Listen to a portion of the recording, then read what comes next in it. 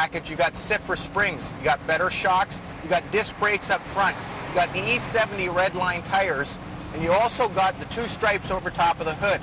Not a bad deal for just under 300 bucks. The power plant in this car, most people opted for the 390. It was basically a 343, but a little bit tougher. Forged crank, forged rods, bigger bearings. That helped at high RPM. Well, the AMX, it's one of the lighter weight performers, I think, there. So it's so as far as that goes, it's got plenty of sport to it. I think that will give it an advantage. I mean, simple physics states that if you're trying to accelerate a smaller mass than something else, then it's probably going to accelerate quicker. We'll see how it turns out, but I expect the lightweight will help the AMX both in drag racing and in slalom. The first time was almost scary. As soon as I hit the brakes hard, the car just darted all over the place. Yeah, the brakes slow the wheel and tire assembly, but the tires actually slow the car. Second time, trying to threshold brake a little bit more. It worked better. The third one stopped nice and straight. That was by far our best run.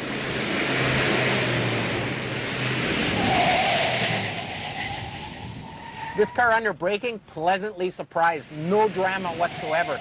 Threshold braking, very easy to modulate the pedal. Easy car to stop straight. The first run was a little bit scary. The pedal was spongy and it just felt like it was going to go to the floor. It felt okay at the end. Now, it's sort of funny that these things are getting better with each braking, and I think what we're doing is finally getting some heat into the pads and into the rotor, and that's actually stopping better.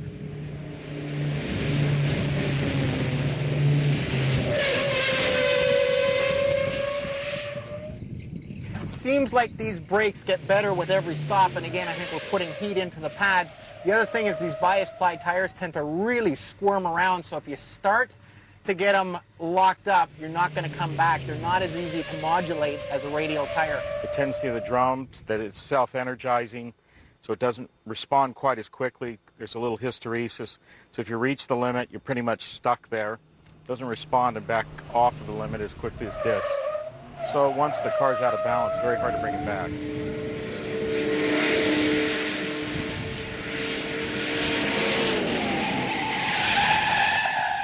Every time I do this test, I realize 60 miles an hour is pretty fast in one of these old cars to just be slamming on the brakes.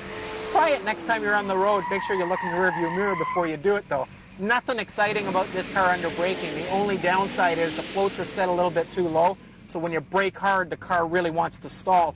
Well, after the second of 5 rounds, the Chevelle redeems itself in braking of all things, and then rockets up the chart to tie itself with the Boss 9 Mustang for the overall lead.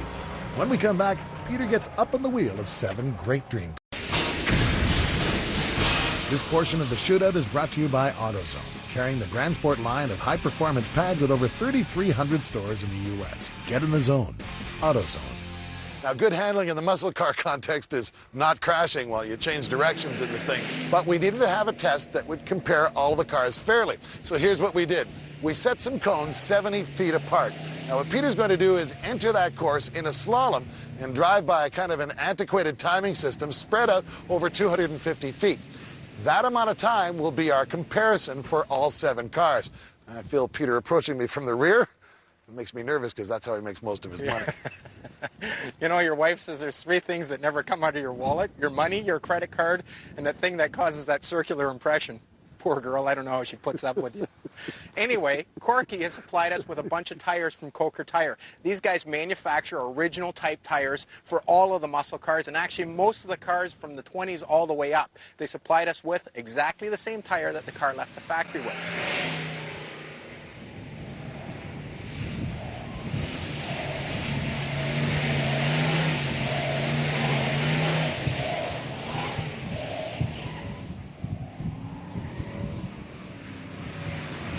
This car is an absolute pig through that course.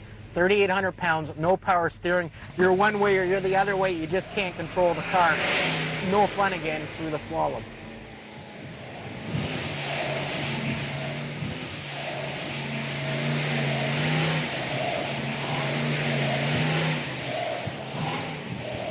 Pleasantly surprised with this car. Went through there faster than I thought it could. Again, the car, even though it feels heavier, turns in quite nicely, and you can really modulate the throttle here. You can throttle steer the car a little bit. All in all, with the front and rear sway bar, nice car through the pylons. Really, the Boss 429 and the Boss 302, Ford had other ambitions other than making killer street cars. What they really had in mind is to homologate the Trans Am cars or the motor, and to homologate the Boss 429 motor for NASCAR. Even though the 429 wasn't going to go into a Mustang, they decided to put it into the 3,500-pound car. It came with a factory rear sway bar, 11.3-inch disc brakes in the front, and the regular drums on the back. All Boss 429s, as a matter of fact, all Boss cars, 351s and 302s, were only available with a 4-speed, always a top loader. Standard gear ratio was a 391, 411, and 430 were optional.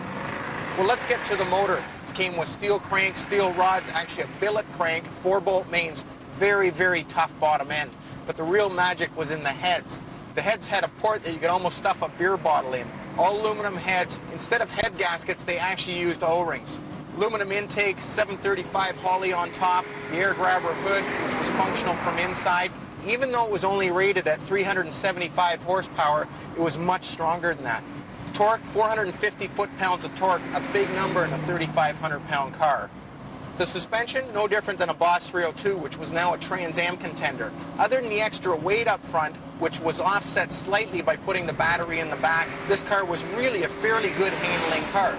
The Boss 429 Ford Mustang is certainly one of the strangest cars ever built by any of the big three manufacturers. And that's because it's an exotic race engine.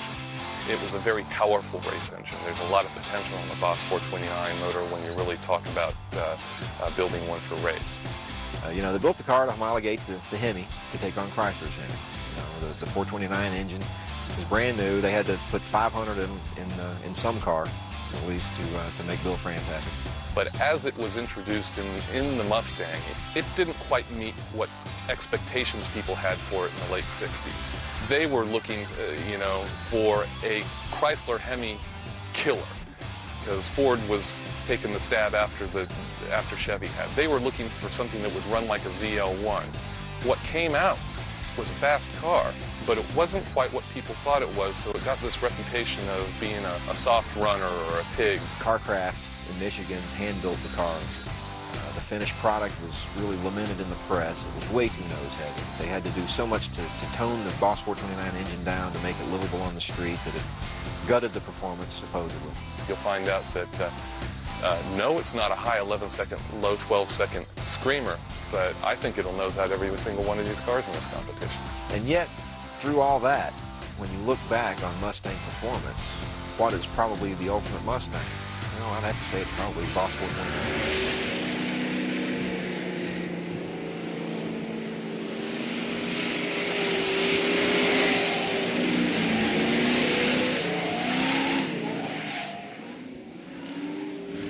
Definitely not the best car around the pylons. The car wants to step out a little, but really easy to throttle steer. Power steering works really nice. So a very predictable car, but definitely wants to slide around. After the first three cars in our slalom test, the Chevelle and the Mustang are very close. The Hurst Olds in third place. When we come back, we'll run the rest of these great muscle cars through the cones.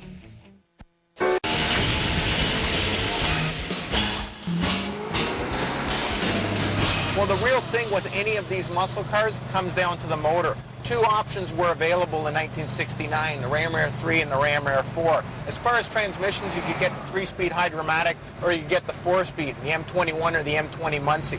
The standard rear end for a Judge was a 355. You could order the Posse. As far as braking power, well, 11.1-inch front rotor did most of the stopping. A 9.5-inch rear drum, it helped a little bit. The 400 Ram Air 3 motor had 10.75 to 1 compression, a hydraulic cam, a D-port head, cast iron intake, and a Rochester Quadrajet. The Judge really signifies everything that the GTO stood for. Primarily, that's performance. GTOs were always good performing cars. And the GTO came out early. It's commonly thought of as being the grandfather of the muscle car movement. But they had some really good marketing men behind them. Jim Wangers, of course, is a genius. John DeLorean. Even though he had some hard times later on, of course, DeLorean was a really good car guy. So they pushed the car. A prime example is, of course, the famous Car and Driver cover, GTO versus